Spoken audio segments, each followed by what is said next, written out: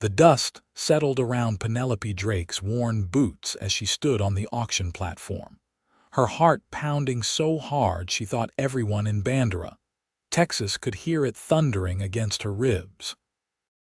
The year was 1878, and widows without means were considered burdens in these parts, especially those without a single coin to their name or family willing to claim them. Her husband Thomas had been dead for 8 months now, killed in a stampede that left her with nothing but debts and the clothes on her back. The townspeople had tolerated her presence at first, but now their patience had worn thin, and the bank was demanding payment she could never provide. "Going once for the debts owed," the auctioneer called out, his voice carrying across the dusty main street where a small crowd had gathered. This wasn't a proper auction for marriage, but rather a settlement of accounts. Whoever paid her late husband's debts would essentially own her labor until the sum was repaid. It was a cruel practice, but legal enough in these desperate times. Penelope kept her chin up, despite the humiliation burning through her veins. She was 24 years old, still young enough to start over, but the whispers had followed her for months now. No dowry, no family, no prospects. The local widower who ran the general store had made it clear he wanted nothing to do with a woman who brought nothing to a marriage but another mouth to feed. The banker's son had laughed in her face when his mother suggested the match. "Do I hear $50? The auctioneer continued, mopping his brow with a handkerchief. Silence fell over the crowd. Penelope's cheeks burned with shame as she realized not a single person was willing to pay even that modest sum for her labor. She had worked hard at the boarding house these past months, taking in laundry and mending, but it wasn't enough to cover what Thomas had owed. The debts had piled up from his gambling habit, something she only discovered after his death. $40. The auctioneer's voice grew uncertain. "Surely someone can use a hard worker. She's young, healthy, can cook and clean." Penelope wanted to disappear into the dry Texas earth. The July sun beat down mercilessly, and sweat trickled down her spine beneath her faded black mourning dress. She scanned the faces in the crowd, seeing only judgment and dismissal. Martha Henderson, the preacher's wife, actually turned away with a sniff of disdain. Robert Morrison, who owned the saloon, shook his head and walked off, clearly having seen enough. $20. The auctioneer was practically begging now. "Come now, folks. That's less than you'd pay for a decent horse." The comparison made Penelope's stomach turn. She was worth less than livestock in their eyes. Her hands trembled as she gripped her skirts, forcing herself to remain standing tall. She wouldn't give them the satisfaction of seeing her crumble, even as her world fell apart around her. Just as the auctioneer opened his mouth to presumably lower the bid even further, a deep voice rang out from the back of the crowd. "I'll pay the full sum of her debts." Everyone turned to see who had spoken. Penelope strained to look past the crowd, her heart leaping with a mixture of hope and fear. A tall figure pushed through the gathering, his spurs jingling with each step. As the crowd parted, she got her first clear look at him. He was a cowboy. That much was obvious from his well-worn leather chaps, dusty boots, and the wide-brimmed hat that shaded his face from the brutal Texas sun.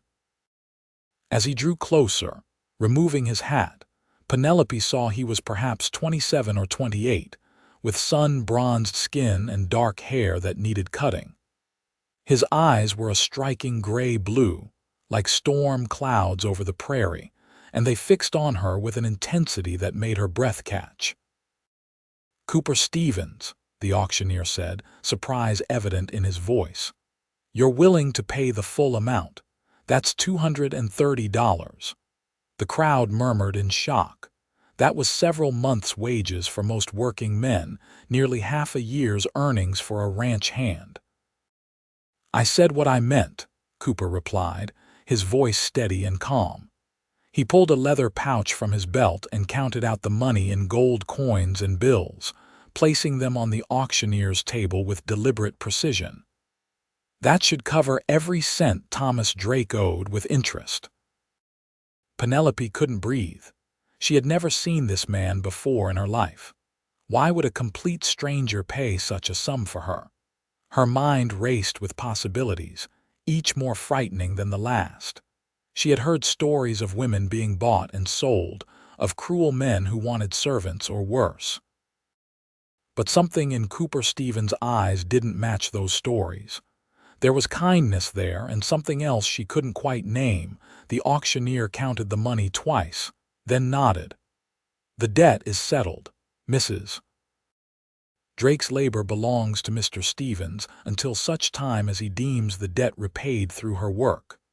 Cooper finally looked directly at Penelope, and she felt the weight of his gaze like a physical touch. "Madam," he said quietly, "I have a small ranch about 5 miles west of town. I could use help with cooking and household management. The work is honest, and I'll provide room and board. You'll have your own quarters, and I give you my word as a gentleman that you'll be treated with respect." Penelope didn't know what to say. Her throat felt tight and tears threatened to spill over, though whether from relief or continued fear, she couldn't tell. "I don't understand," she managed to whisper. "Why would you do this?" Cooper's expression softened slightly. "Let's just say I know what it's like to be judged unfairly by those who should know better. Come on, let's get you out of this heat and somewhere more comfortable." He offered his arm, and after a moment's hesitation, Penelope took it. His forearm was solid muscle beneath the worn fabric of his shirt, and she felt a strange sense of safety as he led her away from the auction platform. The crowd parted for them, and she could feel their eyes burning into her back, hear the renewed whispers starting up like the buzzing of angry bees. "She always was too proud for her own good," someone muttered. "Probably planned this whole thing," another voice added, "playing the helpless widow to trap some fool with money." Penelope's steps faltered, but Cooper's hand came up to gently cover hers where it rested on his arm. "Pay them no mind," he said quietly, his voice meant only for her ears. "Their words can't hurt you unless you let them." They reached a sturdy-looking wagon hitched to 2 horses at the end of the street. Cooper helped her up onto the seat with a gentle touch, then swung up beside her. As he took up the reins, Penelope noticed his hands were calloused and scarred, the hands of a man who worked hard for his living. He clicked to the horses, and they started forward with a gentle lurch. As Bandera fell away behind them, Penelope felt like she could breathe properly for the first time in months. The open prairie stretched out before them, endless and golden in the afternoon sun.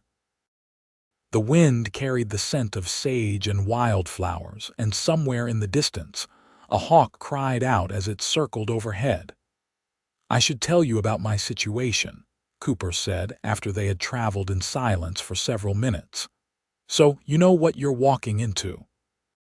Penelope nodded, folding her hands in her lap. "I'd appreciate that." "I came to Texas 3 years ago from Missouri," he began, keeping his eyes on the road ahead. "Saved up every penny working cattle drives until I could buy some land. It's not much, just 80 acres with a small house and barn, but it's mine. I run about 40 head of cattle, do some horse breaking on the side. It's enough to get by, but not enough to hire regular help, which is why the house has been sorely neglected. I'm afraid it's not what a lady like yourself is probably used to." "Mr. Stevens," Penelope said softly, "I've been living in a storage room at the boarding house, sleeping on a pile of old blankets and taking my meals from whatever the kitchen had left over. I assure you I'm not expecting luxury." He glanced at her then, and something like respect flickered in his eyes. "Please call me Cooper, and I'll call you Mrs. Drake unless you prefer something else." "Penelope is fine," she said. I think formality seems a bit pointless under the circumstances." "Penelope," he repeated, and she liked the way her name sounded in his deep voice. "That's a pretty name. Suits you." She felt heat rise to her cheeks and looked away, unused to compliments. Thomas had never been one for sweet words, even in the early days of their marriage. "Thank you for what you did back there," she said, changing the subject. "Though I still don't understand why." "You don't know me. Don't know if I'm a good worker or a terrible cook or 100 other things that might make you regret this decision." Cooper was quiet for a long moment, the only sounds the creaking of the wagon and the steady clip-clop of the horse's hooves. "About 6 months ago," he finally said, "I was in town buying supplies when I saw you coming out of the church. You were carrying a basket, and you stopped to give food to old Jacob who sits by the mercantile. You talked to him like he was a person, not just some drunk taking up space. You sat with him for a spell, and you smiled at something he said, and I thought to myself that here was someone who had kindness in her heart despite her own troubles." Penelope remembered that day.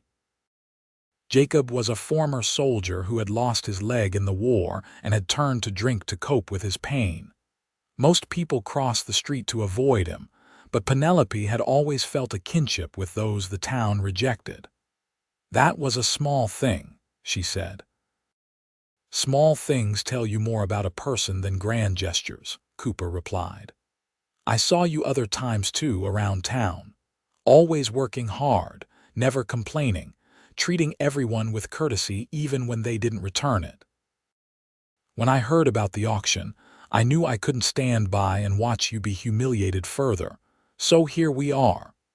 Penelope sat with that information, turning it over in her mind. This man had noticed her, had seen her when she thought herself invisible. It was both unsettling and oddly touching. "I'll work hard to repay what you've spent," she said firmly. "I'm a good cook and I can manage a household. I can sew and mend and I'm not afraid of hard work. I'll earn my keep and then some." "I'm sure you will," Cooper said, and there was warmth in his voice. "But I'm not a harsh taskmaster, Penelope. I just need someone to help make the place more of a home and less of a bachelor's mess. And maybe, in time, we can be friends. God knows I could use one of those." The vulnerability in that last statement caught Penelope off guard. She looked at him more carefully, seeing past the strong profile and capable hands to the loneliness underneath. He was isolated out here, working his ranch alone, probably going days without speaking to another soul. She knew that kind of loneliness intimately. "I'd like that," she said quietly. "To be friends, I mean." Cooper smiled then, a real smile that transformed his serious face into something almost boyish. Then that settled. They rode on, and slowly Penelope felt some of the tension leave her shoulders. The prairie was beautiful in its own stark way, so different from the crowded, judgmental confines of Bandera. Out here, with the wind in her face and the vast sky overhead, she could almost believe in new beginnings.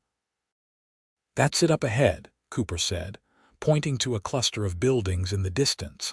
As they drew closer, Penelope could make out a small house built of rough-hewn lumber, weathered gray by the elements. A barn stood nearby, along with a few other outbuildings. A windmill creaked in the breeze, pumping water into a trough. It was modest, but well-maintained, with neat fencing and a small vegetable garden that looked like it was struggling without proper care. Cooper pulled the wagon to a stop in front of the house and jumped down, then came around to help Penelope descend. His hands were gentle as they circled her waist, lifting her down as if she weighed nothing. For just a moment, they stood close together, and Penelope caught the scent of leather and sage and something uniquely him. Then he stepped back, grabbing a small trunk from the back of the wagon. "Is this everything?" he asked, indicating the trunk that held all of her worldly possessions. "Yes," Penelope said simply. There was no point in being embarrassed about how little she had. Cooper nodded and carried it toward the house. "Come on, I'll show you around." The inside of the house was indeed a bachelor's domain, but it was cleaner than she expected. The main room served as kitchen and living space, with a stone fireplace, a rough-hewn table and chairs, and a simple kitchen area. 2 doors led off the main room, presumably to bedrooms. "That's my room," Cooper said, pointing to the door on the left. "This one will be yours." He opened the right-hand door to reveal a small but adequate room with a bed, a dresser, and a window that looked out over the prairie. "I know it's not much, but the bed is decent, and you'll have privacy. There's a lock on the door if you want to use it." The fact that he mentioned the lock, that he understood she might be nervous about the arrangement, made Penelope trust him a little more.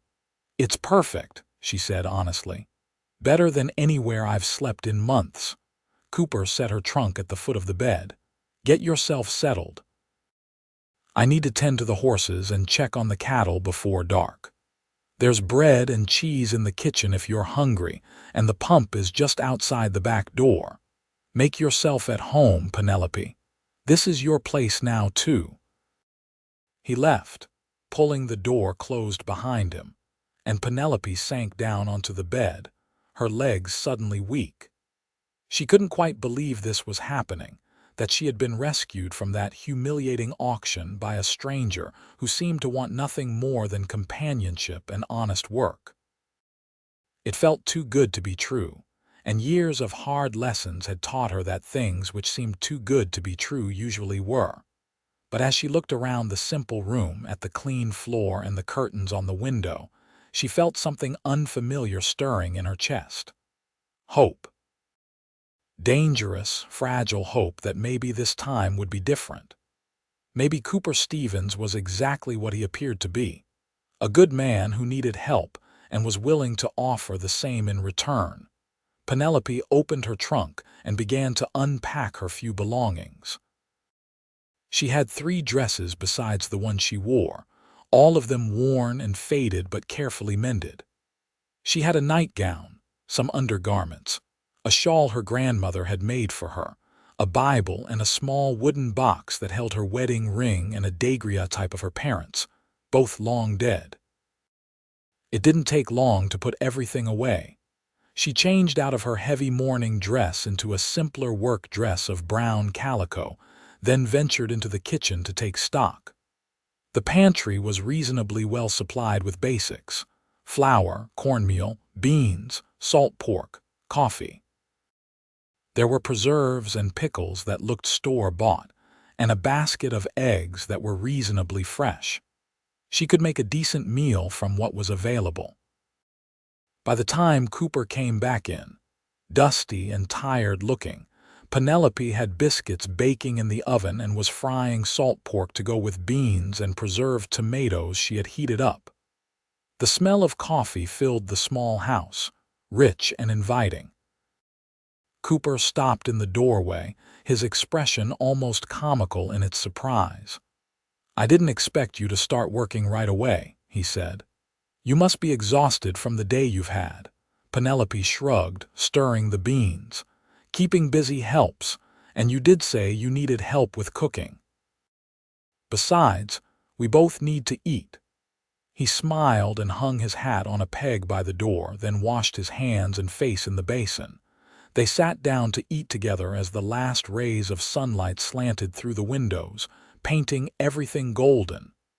"This is delicious," Cooper said after the first bite. "Best meal I've had in longer than I care to admit. I usually just make do with whatever's quickest." "I'm glad you like it," Penelope said, pleased despite herself. "Tomorrow I'll take a proper inventory and maybe do some baking. That garden needs attention too, if you don't mind me working on it." "Mind? I'd be grateful. I'm afraid I don't have much skill with growing things. Animals I understand, but plants seem to have a grudge against me." Penelope laughed, and it felt strange, like she had forgotten how. "I doubt that's true, but I'm happy to take over the garden." I used to keep a nice one before Thomas died. The mention of her late husband created a brief, awkward silence. Cooper cleared his throat. If you don't mind my asking, what was he like? Thomas, Penelope considered the question carefully. Charming when we met, she said slowly. He could talk his way into or out of anything. I thought that was romantic at first, exciting. But charm isn't the same as character. He gambled, drank more than he should, made promises he couldn't keep. I tried to be a good wife to help him be better, but you can't change someone who doesn't want to change. I'm sorry, Cooper said quietly. That must have been hard. The hardest part was realizing I had married a dream, not a real person. I loved who I thought he was, not who he actually was. Penelope looked up, meeting Cooper's eyes. I learned a valuable lesson from that. Actions matter more than words. Who someone is when no one is watching, that's the truth of them. Cooper nodded slowly. That's a wise way to look at it, though I'm sorry you had to learn it through pain. What about you? Penelope asked, turning the conversation. Have you ever been married? No, Cooper said. Came close once back in Missouri. Her name was Sarah, and I thought we'd spend our lives together. But when I told her I wanted to come to Texas, to make a fresh start and build something of my own, she wouldn't come. She wanted to stay where things were comfortable and known. I couldn't blame her, but I couldn't stay either, so we went our separate ways. Last I heard, she married a shopkeeper and is happy enough. Do you regret it? Leaving her? Cooper was quiet for a moment, considering. Sometimes I regret hurting her, but I don't regret the choice. A person has to follow their own path, even when it's hard. I needed to prove to myself that I could make something on my own without my father's help or anyone else's. This ranch might not be much, but it's mine through my own sweat and effort. That means something. Penelope understood that sentiment completely. I think that's admirable, she said. There's honor in standing on your own 2 feet. They finished the meal in comfortable silence, and Penelope found herself relaxing in ways she hadn't expected. Cooper was easy to be around, not demanding or loud like Thomas had been. He helped her clean up without being asked, and when she protested that she should be doing it alone, he just shook his head. We're both living here, he said simply. No reason we can't both help with the work. That night, Penelope lay in her bed listening to the unfamiliar sounds of the prairie. Coyotes called in the distance, and the wind whispered around the corners of the house. Through the thin walls, she could hear Cooper moving around in his room, getting ready for sleep. It was strange to be under the same roof as a man who was essentially a stranger, and yet she felt safer than she had in months. She thought about the way he had looked at her during dinner, with respect and genuine interest. She thought about his strong, capable hands and the kindness in his eyes. And she thought about the fact that he had paid $230 for nothing more than her company and cooking, when the entire town had deemed her worthless. Your love is worth more than gold to me. She remembered those words from somewhere, though she couldn't place where. But they seemed fitting somehow, a promise of something better than what she had known. Though it was too soon to think of love, wasn't it? They barely knew each other. Still, there was something between them already, some spark of connection that felt like the beginning of something important. Penelope pulled the clean-smelling quilt up to her chin and closed her eyes, letting exhaustion finally claim her. Tomorrow would bring new challenges, but for the first time in longer than she could remember, she wasn't afraid to face them. The days that followed fell into a pleasant rhythm. Penelope woke early, usually to find Cooper already up and doing his morning chores. She would make breakfast, and they would eat together as the sun rose, talking about the day ahead. Then Cooper would head out to work the ranch while Penelope tackled the house and garden. She threw herself into the work with determination. The house was cleaned from top to bottom, every surface scrubbed and polished. She mended curtains and stitched new ones from fabric she found in a trunk in the barn. The garden was weeded and watered, and she planted late-season vegetables that would mature before the first frost. She baked bread and pies, made preserves from wild berries she found growing near the creek, and cooked meals that made Cooper close his eyes in appreciation. "You're going to spoil me," he said one evening, digging into a chicken pie with fluffy dumplings. "I won't know how to fend for myself anymore." "Then I suppose you'll have to keep me around," Penelope replied, surprised at her own teasing tone. Cooper's eyes met hers, warm and intent. "I'm counting on it." The attraction between them was growing, undeniable and sweet. Penelope caught herself watching him as he worked, admiring the play of muscles beneath his shirt, the confident way he handled the horses. She noticed little things. The way he always hung his hat in exactly the same spot, how he hummed tunelessly while he worked, the small scar above his left eyebrow that she wanted to ask about but didn't yet dare. For his part, Cooper seemed equally aware of her. She would catch him looking at her with an expression she couldn't quite read, something between wonder and longing. He found excuses to be near her, to brush past her in the kitchen or stand close while she hung laundry. The air between them crackled with possibility. About 2 weeks after she arrived, Cooper came in for lunch looking troubled. Penelope had made sandwiches and cold lemonade, welcome relief from the August heat, and they sat on the porch to eat, catching what breeze there was. "What's wrong?" she asked, noticing his furrowed brow. Cooper sighed. "I need to go into town tomorrow for supplies. I've been putting it off, but I can't avoid it any longer. The thing is, I don't want to leave you alone here all day. It doesn't feel right." "I'll be fine," Penelope assured him. "I'm not afraid of being alone." "It's not about fear," Cooper said. "It's about, well, the town. People talk. If you're not with me, they'll talk even more than they already are. I don't want to give them more ammunition to use against you." Penelope set down her lemonade. "What have you heard?" Cooper looked uncomfortable. "Just the usual small-minded gossip. Saying that you've moved in with me, that it's improper, that you must be trading, well, favors for room and board." Anger flared hot in Penelope's chest. Of course they would say that. God forbid a widow try to survive with her dignity intact. "I'm sorry," Cooper said. "I know it's not fair.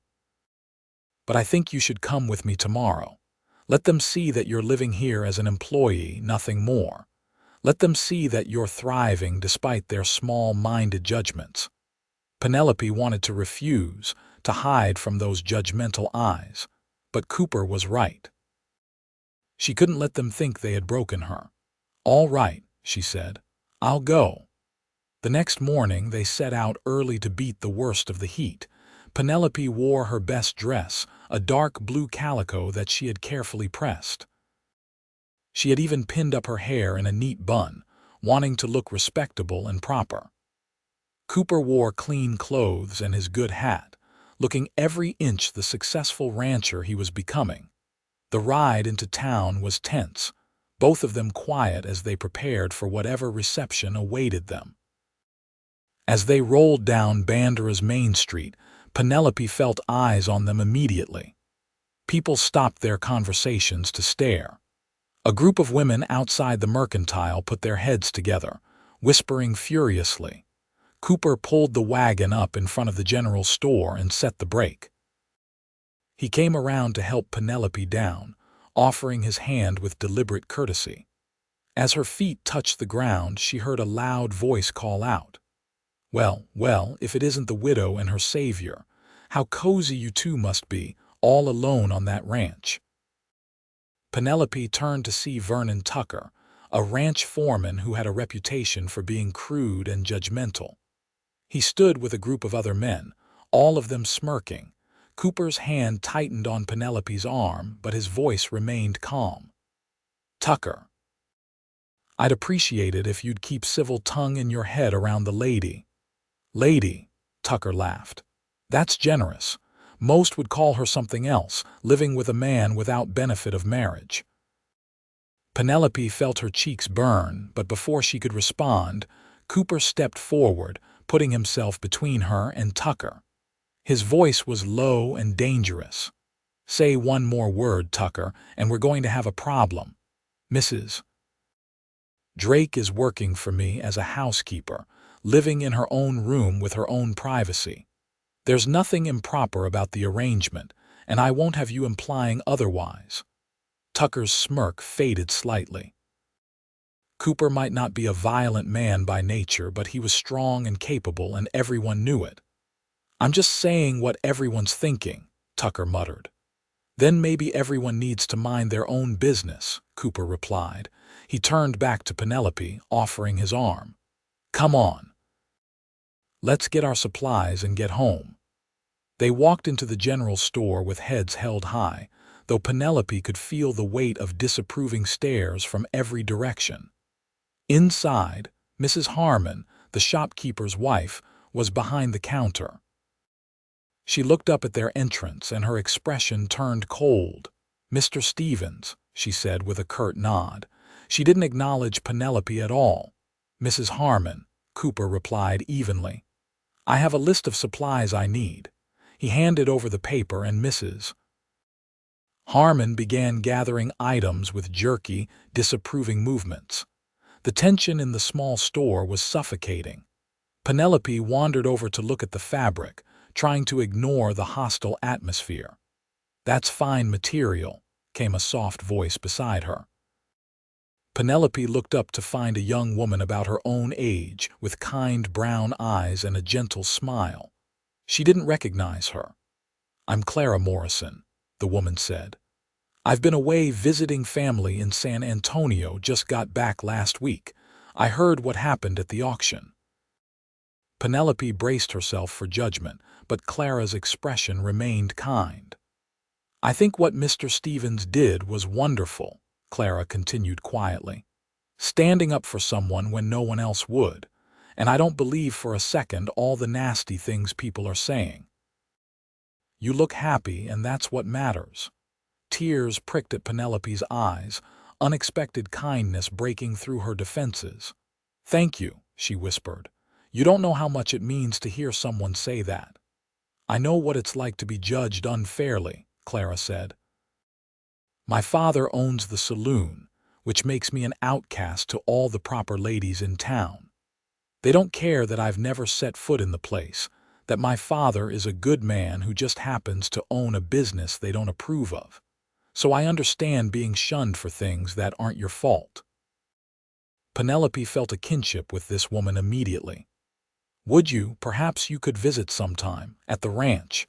I'd love to have a friend." Clara's smile widened.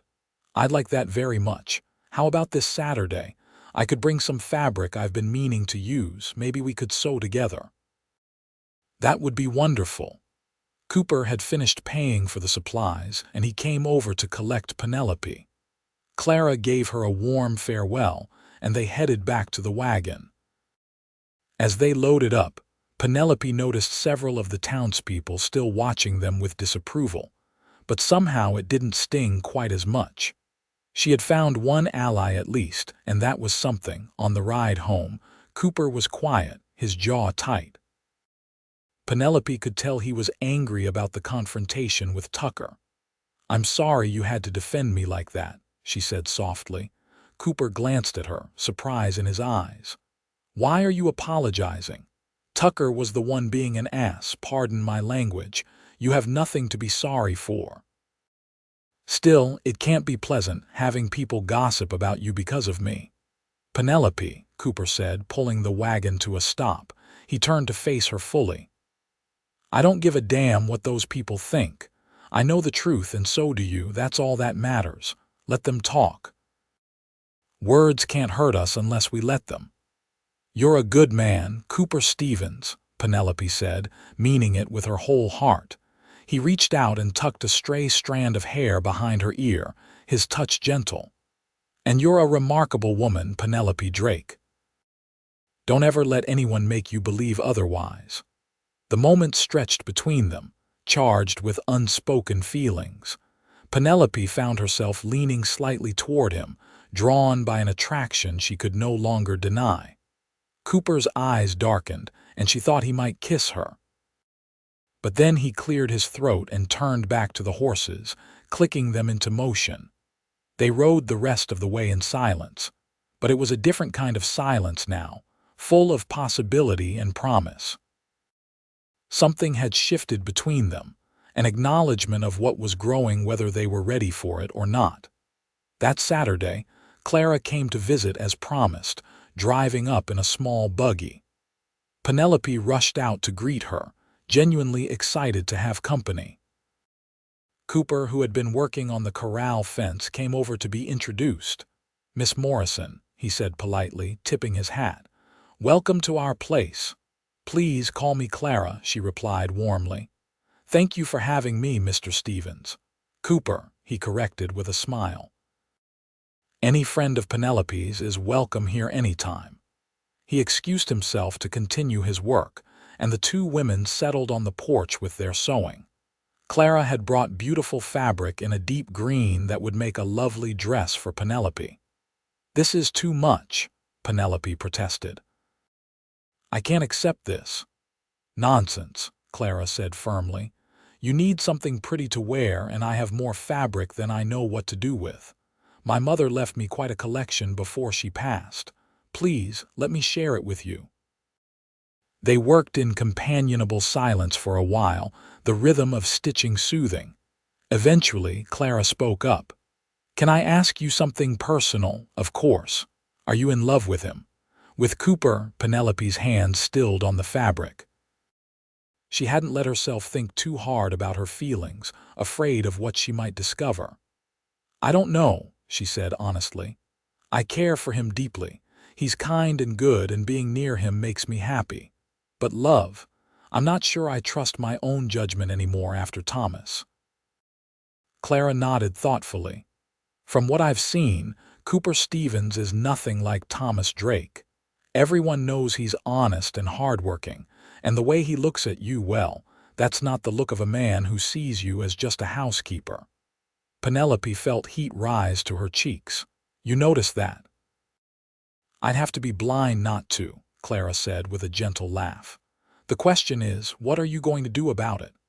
"I don't know," Penelope admitted. "Part of me wants to see where these feelings lead, but another part is terrified of being hurt again, of making another mistake." "Love is always a risk," Clara said wisely. "But I think the real mistake would be letting fear keep you from something that could be wonderful. Life is short, Penelope. We should grab happiness when we find it." They continued sewing and talking, and by the time Clara left that afternoon, Penelope felt lighter. Having a friend, someone to confide in, made all the difference. As she waved goodbye, Cooper came up beside her, watching the buggy roll away. "She seems nice," he said. "She is," Penelope agreed. "I'm grateful to have found a friend." Cooper was quiet for a moment, then he turned to face her. "Penelope, I've been thinking about us and this arrangement and what people are saying." Penelope's heart sank. Was he going to ask her to leave? Had the gossip finally gotten to him?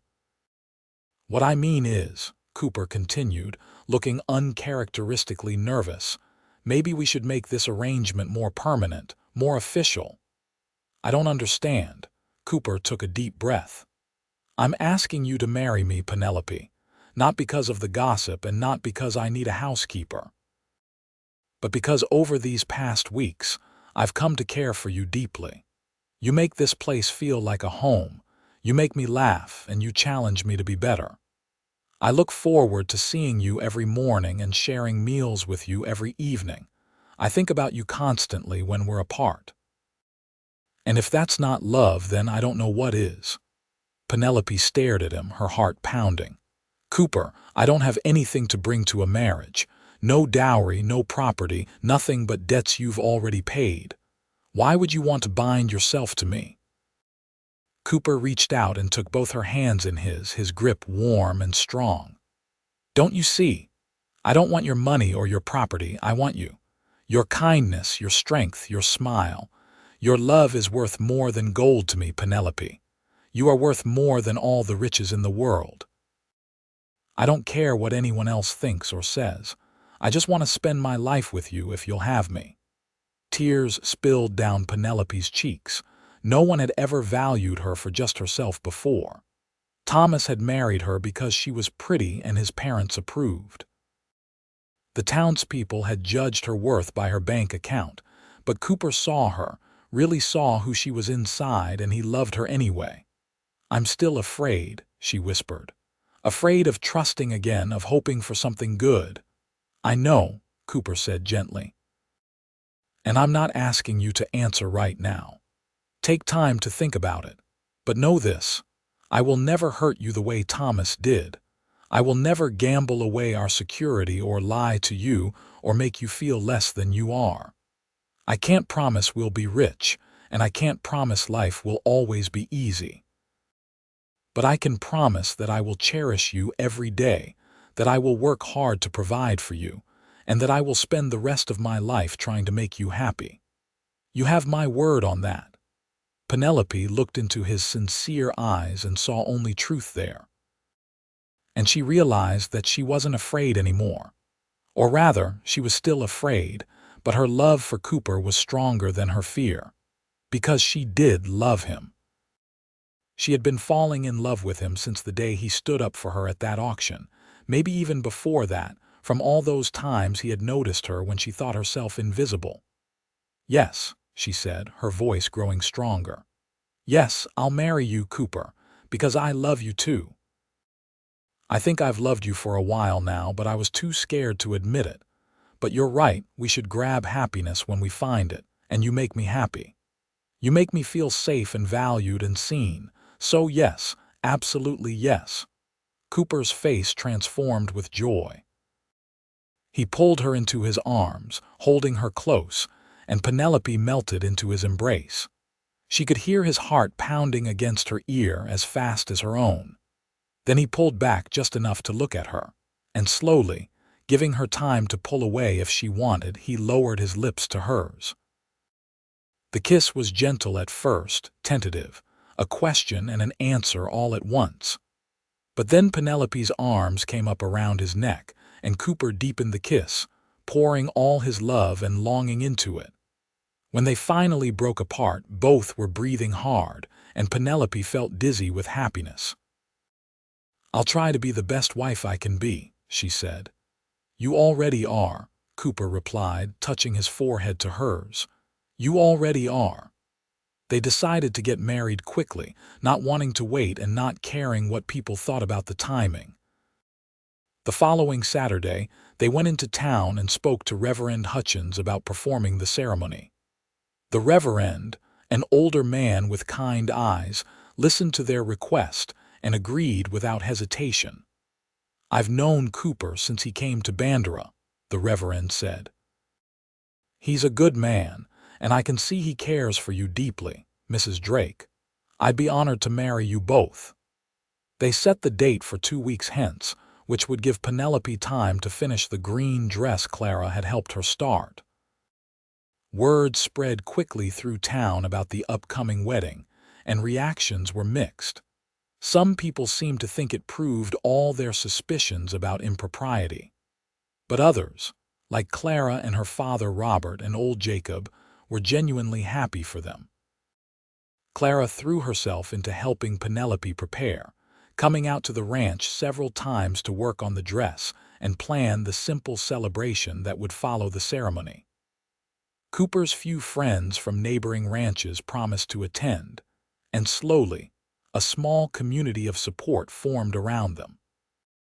The night before the wedding, Penelope lay in bed unable to sleep, her mind racing with thoughts of the future. She heard a soft knock on her door and opened it to find Cooper standing there in his nightshirt, looking equally sleepless. "I couldn't sleep," he admitted. "Kept thinking about tomorrow, about becoming your husband." "Me too," Penelope said with a smile. "Are you nervous?" "Terrified," Cooper admitted. "Not about marrying you, that's the one thing I'm certain of." but about being a good husband, about providing for you, about living up to all the promises I've made." Penelope took his hand. "We'll figure it out together. That's what marriage is, isn't it? Figuring out life together." "I love you," Cooper said, squeezing her hand. "I know I've said it before, but I want to keep saying it. I want you to never doubt how much you mean to me." "I love you too," Penelope replied. "Now go get some sleep. We have a big day tomorrow." Cooper grinned. "Yes, madam." He kissed her forehead and headed back to his room, and Penelope closed the door with a smile on her face. The wedding day dawned clear and beautiful, with a hint of autumn coolness in the September air. Penelope dressed carefully in the green dress, which Clara had helped her finish just the day before. It fit perfectly, highlighting her figure in a way that was modest but flattering. Clara came early to help with her hair, pinning it up with tiny flowers she had picked from her own garden. "You look beautiful," Clara said, tears in her eyes. "Cooper is a lucky man." "I'm the lucky one," Penelope replied, meaning it. They traveled to town together, and as Penelope entered the small church, she was surprised to see how many people had come. Not just Cooper's friends, but several townspeople she hadn't expected. Even Mrs. Harmon from the general store was there, though she still looked disapproving. But none of that mattered when Penelope saw Cooper standing at the altar, wearing a new suit that made him look both handsome and slightly uncomfortable. His face lit up when he saw her, and the love in his eyes was unmistakable. Reverend Hutchins performed a simple but heartfelt ceremony. When it came time for vows, Cooper took Penelope's hands and spoke from his heart. "I promise to cherish you all my days," he said, his voice steady and sure. "To provide for you to the best of my ability, to protect you, to honor you. I promise to listen when you speak, to value your opinions, to treat you as an equal partner in this life we're building. I promise to love you not just when times are good, but especially when they are hard. You have transformed my life, Penelope, and I will spend the rest of my days trying to deserve you." Penelope's voice shook with emotion as she made her own vows.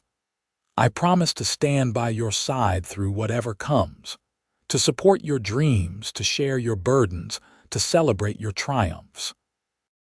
I promise to make our house a home, to fill it with love and laughter.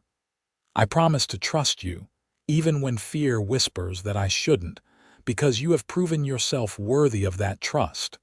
You saved me, Cooper, not just from that auction, but from believing I had no value. You showed me that my worth isn't measured in gold or dowries, but in who I am as a person.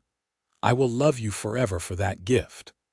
There wasn't a dry eye in the church by the time they exchanged simple gold bands that Cooper had somehow managed to acquire.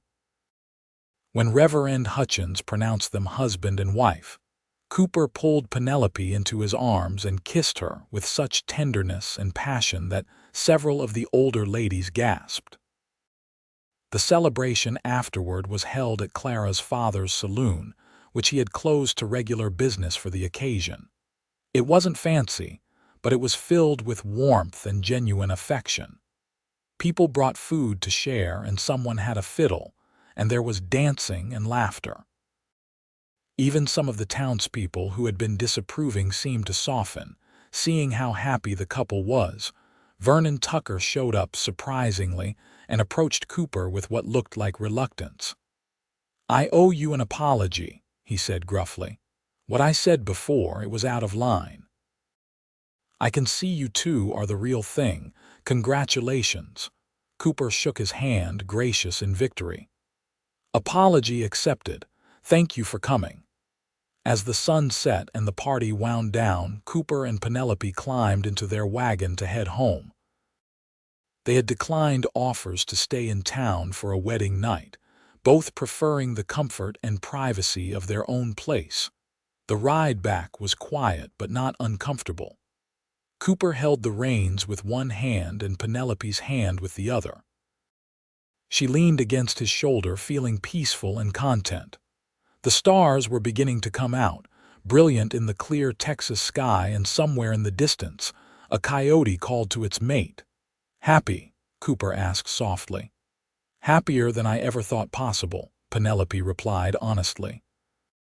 When they reached the ranch, Cooper pulled the wagon to a stop and turned to face his new wife. "I know we've been living under the same roof for weeks now," he said. "But tonight is different. Tonight you're truly mine and I'm truly yours. I want to do this right." Before Penelope could ask what he meant, Cooper jumped down and came around to her side. Instead of simply helping her down, he swept her up into his arms, cradling her against his chest. "Cooper," she laughed, startled. "What are you doing?" "Carrying my bride over the threshold," he said with a grin. "It's tradition." He carried her into the house, which looked different in the lamplight. Someone, probably Clara, had come earlier and decorated with wildflowers and ribbons. There were candles lit throughout the main room, casting everything in a warm, romantic glow. Cooper set Penelope down gently, and for a moment they just stood there, looking at each other, the weight of what was about to happen settling over them. Penelope felt nervous but not afraid. This was Cooper, the man she loved, the man who had proven his devotion to her time and again. "I want tonight to be special for you," Cooper said quietly, his hands coming up to cup her face. "I want everything to be special for you always." "It already is," Penelope whispered. "Because I'm with you." Cooper kissed her then, slow and deep, and Penelope felt heat bloom through her body. His hands were gentle as they began to work at the buttons of her dress, and she reached up to help him with his jacket. They undressed each other slowly, with reverence, exploring this new intimacy. When they finally came together, it was with a tenderness that brought tears to Penelope's eyes. This was nothing like her experiences with Thomas, which had been perfunctory and often rushed. Cooper took his time, making sure she was comfortable, whispering words of love and admiration. He treated her like something precious, and for the first time in her life, Penelope understood what physical love was supposed to be. Afterward, they lay tangled together in Cooper's bed, which was now their bed, skin against skin, hearts beating in sync. Cooper traced lazy patterns on Penelope's shoulder, and she played with the hair on his chest, marveling at how natural this all felt. "I never want to leave this bed," she murmured. Cooper chuckled. "Eventually we'll have to. The cattle won't feed themselves. Let them starve. I have everything I need right here." "You say that now, but wait until your stomach starts growling." Penelope laughed and propped herself up on one elbow to look at him. "Thank you," she said seriously, "for everything. For saving me, for believing in me, for loving me." "You saved me too," Cooper replied, tucking a strand of hair behind her ear. "I was so lonely out here, going through the motions of building a life without really living. You brought color and joy and purpose to my days. So thank you, Penelope Stevens." "Thank you for taking a chance on me, Stevens," Penelope repeated, testing out her new name. "Penelope Stevens. I like the sound of that." "So do I," Cooper said, pulling her down for another kiss. They made love again, slower this time, learning each other's bodies and preferences. And when they finally fell asleep, wrapped in each other's arms, both felt a peace they had never known before. The months that followed were some of the happiest of Penelope's life. She and Cooper settled into married life with ease, their friendship and mutual respect forming a strong foundation for their love. They worked side by side during the day and fell into each other's arms at night. The ranch prospered under their combined efforts, with Penelope's careful management of the household and Cooper's skill with the livestock. Clara became a regular visitor, often bringing her father Robert along. Robert and Cooper became fast friends, and the four of them would spend evenings playing cards and talking. Slowly, other neighbors began to accept the Stevens into the community. The gossip died down as people saw that the marriage was built on genuine love and partnership. When winter came, bringing cold winds and occasional snow, Penelope and Cooper would huddle together by the fire, reading aloud to each other or simply enjoying the companionable silence. Penelope was teaching Cooper to read better, something he had never had much opportunity to learn, and he was grateful for her patient instruction. One evening in late January, as they sat by the fire with mugs of hot coffee, Cooper cleared his throat. "I've been thinking," he said. "This ranch is doing well enough now, not rich by any means, but stable, comfortable, and I was wondering, well, that is to say—" "Spit it out," Penelope said with an affectionate smile. "I want to expand the house," Cooper said in a rush. "Add another room or two, maybe a real parlor. And perhaps a nursery eventually, if God blesses us with children." Penelope felt warmth bloom in her chest. They hadn't talked much about children, both of them content to simply enjoy being married. But the thought of having a baby with Cooper, of creating a family together, filled her with joy. "I'd like that," she said softly. "All of it, though you should know I'm already expecting." Cooper's coffee mug slipped from his hand, hitting the floor with a clatter. "What? Really? When? How long have you known?" Penelope laughed at his shocked expression. "I've suspected for a few weeks, but I wanted to be sure before I told you. I went to see Dr. Carson when we were in town last week, and he confirmed it. We're going to have a baby, Cooper. Around July, he thinks." Cooper was across the room in an instant, pulling her into his arms and spinning her around. "A baby? We're having a baby. Penelope, this is the best news I've ever gotten." "Careful," Penelope laughed. "You'll make me dizzy." He set her down immediately, concern flooding his face. "Are you all right? Should you be sitting down? What did the doctor say? What do you need?" "I need you to breathe," Penelope said, taking his hands. "I'm fine. Women have babies all the time. I'm healthy and the doctor says everything looks good. We just need to prepare." Cooper nodded, looking dazed and delighted.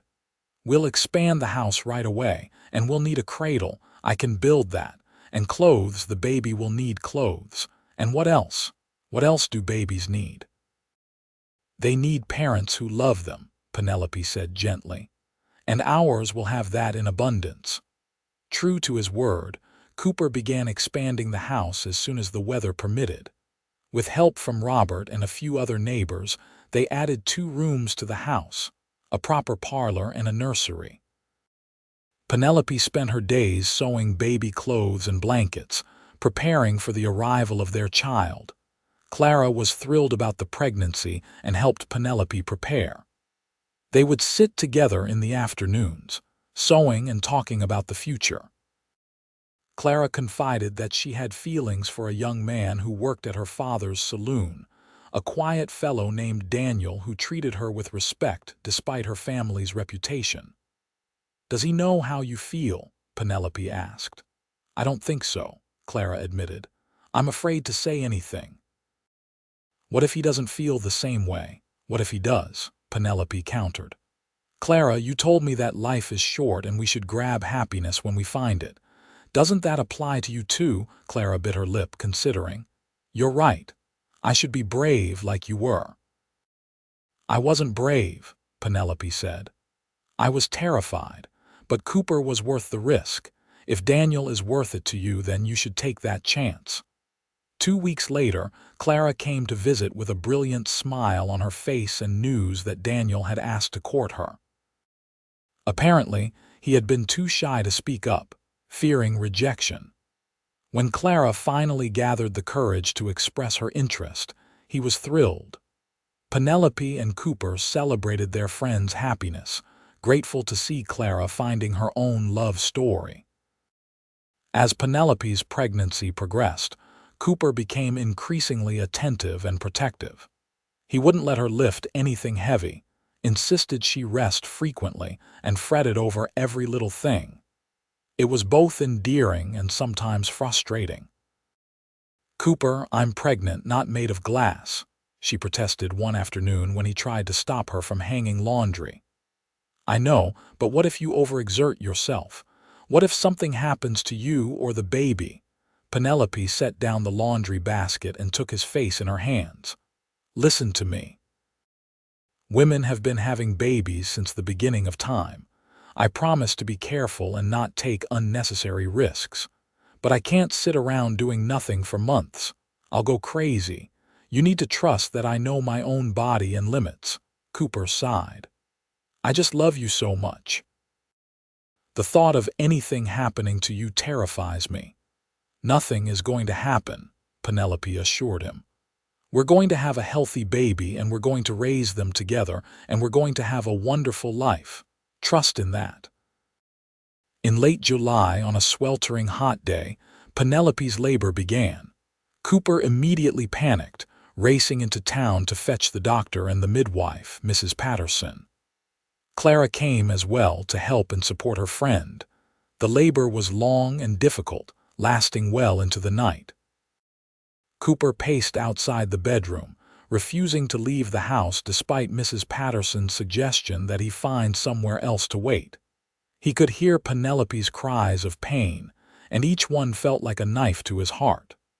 "This is normal," Robert said, having come to keep Cooper company. "My wife went through the same thing with each of our children. It's hard to hear, but Mrs. Patterson knows what she's doing." "I feel so helpless," Cooper said, running his hands through his hair. "She's in there suffering, and there's nothing I can do." "You can be here," Robert said. "You can be ready to meet your child and support your wife. That's not nothing." Finally, just as the first light of dawn was breaking over the prairie, a baby's cry pierced the air. Cooper froze, his heart in his throat. A moment later, Clara opened the bedroom door, her face tired but smiling. "You have a son," she said. "And Penelope is fine. Exhausted, but fine. Come meet your baby." Cooper rushed into the room to find Penelope propped up in bed, looking pale and sweaty but radiant with joy. In her arms was a tiny bundle wrapped in one of the blankets she had sewn. Mrs. Patterson was cleaning up, and Dr. Carson was packing his bag. "Come meet your son," Penelope said softly, her voice hoarse from hours of labor. Cooper approached the bed on shaky legs and looked down at the baby in his wife's arms. The infant had a shock of dark hair and was making small, mewling sounds. As Cooper watched, the baby opened his eyes, revealing gray-blue irises that matched his father's. "He's perfect," Cooper whispered, tears streaming down his face. "You did it, Penelope. You brought our son into the world." "You're amazing." "We did it," Penelope corrected. "Together. We made this beautiful child together. Do you want to hold him?" With shaking hands, Cooper took his son, cradling the tiny body against his chest.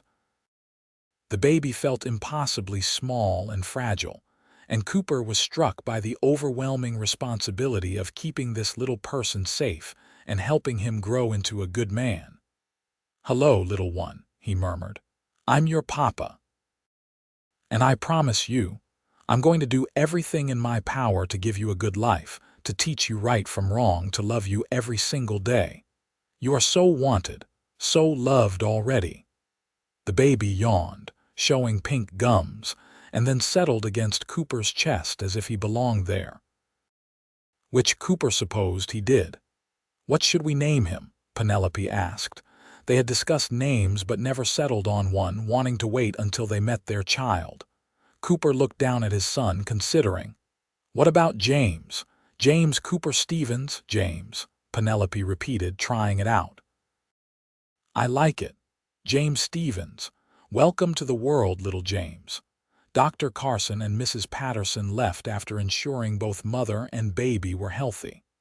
Clara stayed to help for a few days, cooking and cleaning while Penelope recovered. Cooper barely left Penelope's side, helping with the baby and marveling at every little thing James did. He sneezed, Cooper would say with wonder. "Did you see that? The tiniest sneeze I've ever heard." "Babies do that," Clara said with amusement. They're actually quite talented at all sorts of bodily functions. As the days passed, they settled into the rhythms of life with a newborn. The sleepless nights were exhausting, but neither Cooper nor Penelope complained. They would take turns walking with James when he fussed, singing lullabies and telling him stories about the ranch that would be his home.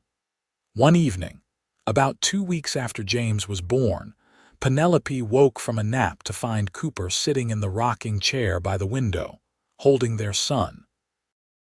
The late afternoon sun painted everything golden, and Cooper was talking softly to the baby. "Your mama is the bravest, kindest, most wonderful woman in the world," he was saying. "When you're older, I'll tell you the story of how we met, how she was being auctioned off and nobody saw her value except me. But I knew, James. I knew from the moment I saw her that she was special. Your mama taught me that love is worth more than gold, more than anything money can buy. She taught me that true wealth is measured in the people we cherish and the life we build together. I hope I can teach you the same things." Penelope felt tears sliding down her cheeks.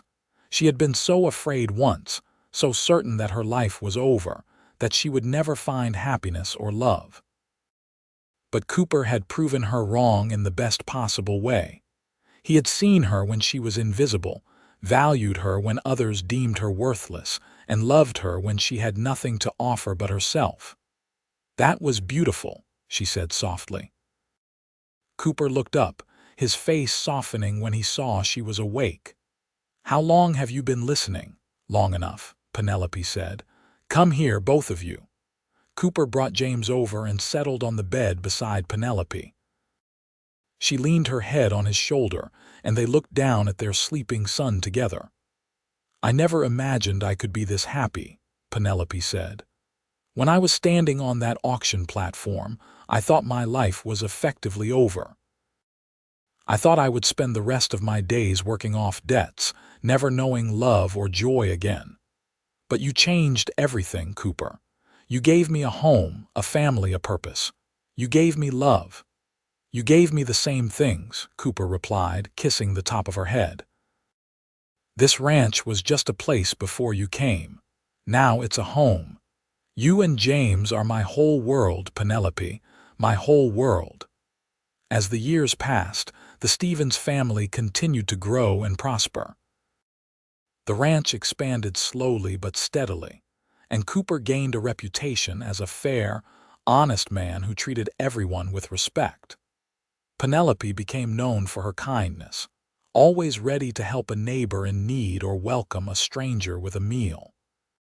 When James was 2 years old, Penelope gave birth to their second child, a daughter they named Sarah. Cooper was delighted to have a little girl, and he doted on her shamelessly.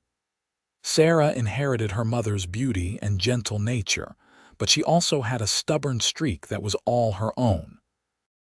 Clara married Daniel in a simple ceremony, and she and Penelope remained close friends, their children growing up together.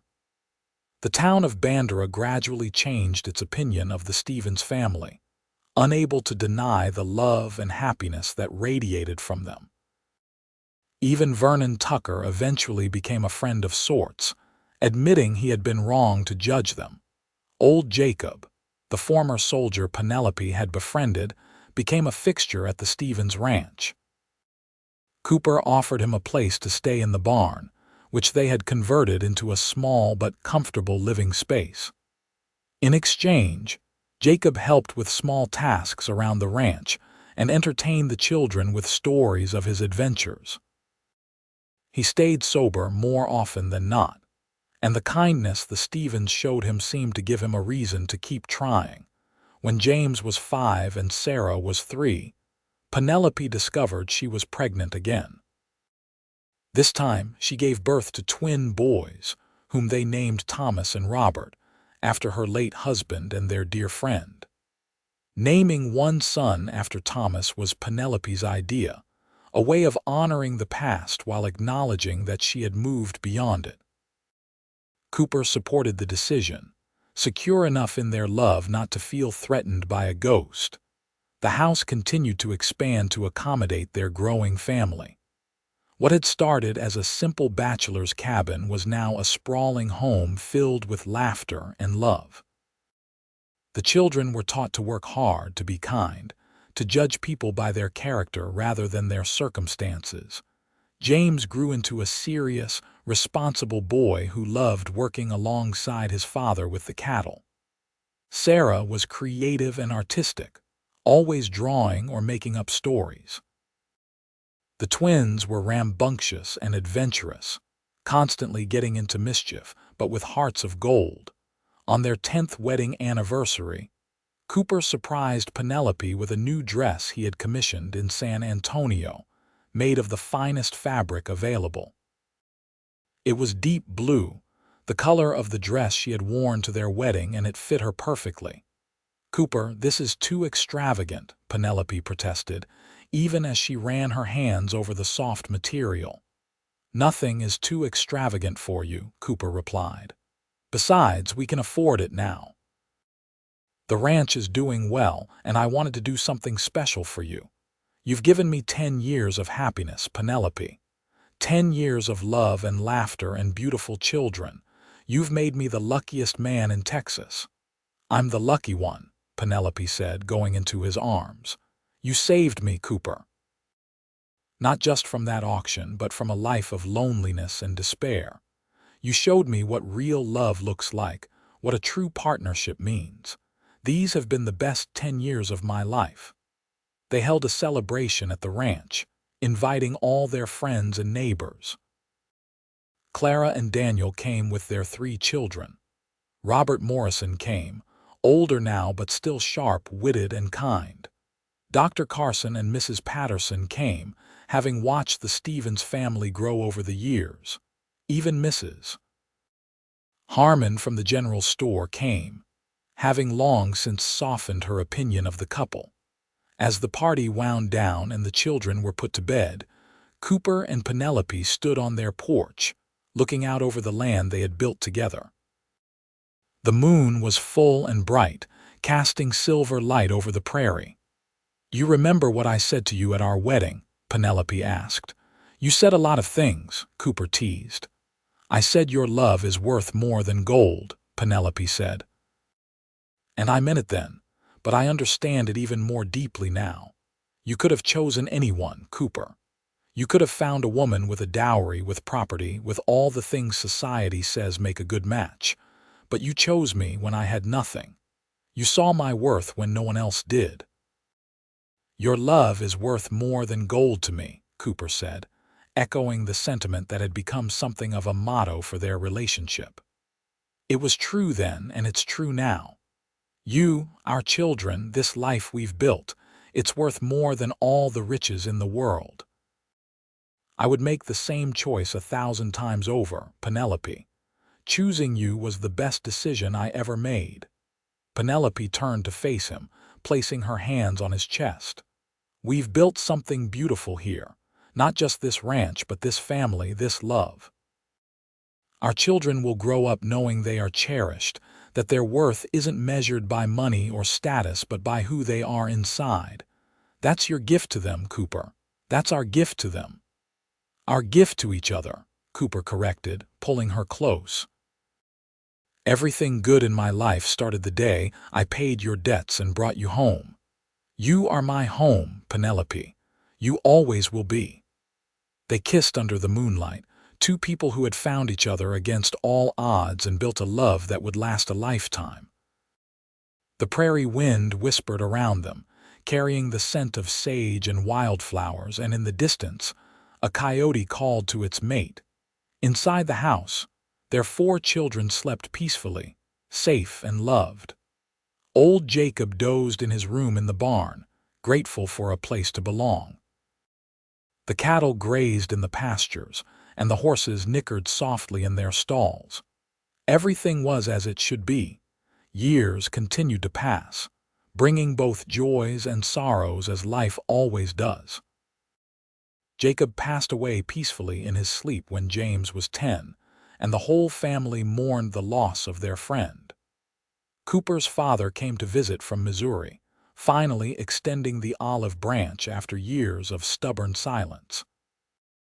He met his grandchildren and saw what his son had built, and he admitted he had been wrong to doubt Cooper's choices. Penelope's relationship with the town continued to evolve. She became known as someone people could turn to in times of trouble, always ready with practical help and emotional support. She organized a church group that helped widows and orphans, determined that no one else would suffer the humiliation and fear she had experienced. When James turned 18, Cooper gave him a portion of the ranch to manage on his own, teaching him responsibility while keeping him close. James eventually married a kind girl named Emma, and they built a house on the far edge of the Stevens property. Sarah surprised everyone by wanting to become a teacher, and Cooper and Penelope supported her dream, sending her to a teaching college in San Antonio. She returned to Bandera and opened a small school where she taught with patience and creativity. The twins, Thomas and Robert, were inseparable and decided to go into the horse-breaking business together. They had a natural talent with animals and built a reputation across Texas for their skill. They too remained close to the family ranch, building their lives within the community their parents had helped create. Cooper and Penelope grew older together gracefully, their love deepening with each passing year. They became grandparents multiple times over, spoiling the grandchildren and telling them stories of the old days. The story of how they met, of the auction and the cowboy who said their grandmother's love was worth more than gold, became a family legend, passed down through generations. On their 30th wedding anniversary, Cooper and Penelope took a rare day away from the ranch, riding out to a spot by the creek where they often went when they wanted to be alone. They spread a blanket under a massive oak tree and shared a simple lunch of bread, cheese, and apples. 30 years, Penelope marveled, leaning back against the tree trunk. Where did the time go? Into building a life, Cooper said, lying beside her with his head in her lap. Into raising children and managing the ranch and loving each other. I'd say it was time well spent. Penelope ran her fingers through his hair, now shot through with silver. Her own hair was more gray than brown these days, and there were lines around her eyes and mouth, marks of a life well lived.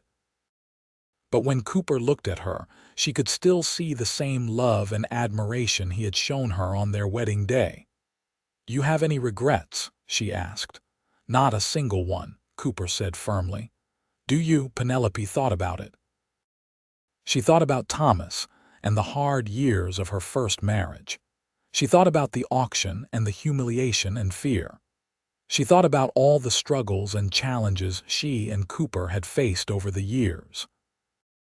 And then she thought about the love and joy that had come from those struggles, the beautiful family they had created, the life they had built together. "No," she said softly. "No regrets. Even the hard parts led me here to you, to our family. I wouldn't change a single thing." "Your love is worth more than gold to me," Cooper said, repeating the words that had become their touchstone over the years. "And yours to me," Penelope replied, bending to kiss him. "More than all the gold in the world." They lay there together under the oak tree, as the afternoon sun filtered through the leaves. Two souls who had found each other in the most unlikely of circumstances, and built a love that would endure long after they were gone. Their children would tell their grandchildren stories about the widow who was shunned for having no dowry, and the cowboy who saw her true worth. Those stories would become legend, passed down through generations, a testament to the power of love over judgment, of character over wealth, of two hearts that recognized each other even when the world said they shouldn't.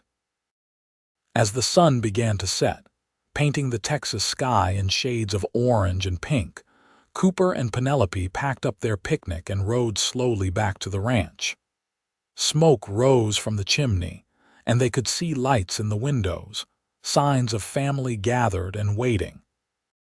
James and Emma were there with their children, having come for dinner. Sarah had ridden out from town after finishing her teaching for the day. The twins had promised to stop by after checking on a horse they were training. "Our cup runneth over," Penelope said softly as they approached the house. "It does indeed," Cooper agreed, reaching over to squeeze her hand. "It does indeed." They dismounted and walked into their home, into the warmth and light and love that filled every corner. Their children and grandchildren greeted them with hugs and laughter, and soon the house was filled with the sounds of a family gathering, the best kind of music there is. That night, after everyone had gone home and the dishes were washed and put away, Cooper and Penelope stood on their porch one last time, looking up at the stars. "You think they know?" Penelope asked. "All those people in town who judged us, who said we wouldn't last, who thought I was worthless without a dowry. Do you think they know how wrong they were? I don't care if they do or not," Cooper said honestly. "Their opinions never mattered. The only thing that mattered was us, our love, our commitment to each other. We proved them wrong by living well, by building something beautiful, by refusing to let their small-minded judgments define us." "You're right," Penelope said, leaning into his embrace. "You're absolutely right. We won, Cooper. We won by choosing love over fear, by choosing each other despite what anyone else thought." "We did," Cooper agreed. "And we'll keep winning every single day that we wake up together, every moment we have with our family, every breath we take in this life we've built. That's our victory, Penelope. That's our triumph." They went inside together, shutting the door on the cool night air. They prepared for bed with the easy familiarity of 30 years of marriage, each anticipating the other's needs and movements. When they finally settled under the quilts, Cooper pulled Penelope close, her head resting on his shoulder the way it had on countless nights before. "I love you," he whispered into her hair. "I love you too," she whispered back. "Forever and always." And as they drifted off to sleep, wrapped in each other's arms and surrounded by the life they had built together, both knew with absolute certainty that they had found something rare and precious. They had found true love, the kind that transcends circumstances and defies judgment, the kind that grows stronger with each passing year rather than fading. They had found each other, and that was worth more than all the gold in the world. The Stevens Ranch continued to thrive for generations, a testament to the love and hard work of its founders. The story of Cooper and Penelope became a family legend, told and retold until it took on an almost mythical quality. But those who knew them, who saw them together in their later years, knew that no story could truly capture the depth of their devotion, the strength of their bond, the quiet, everyday miracles of their love. They had started with nothing but debts and judgment, a widow shunned and a cowboy with a kind heart. But they built an empire of love, a legacy that would endure long after they were gone. And in the end, that was the greatest triumph of all.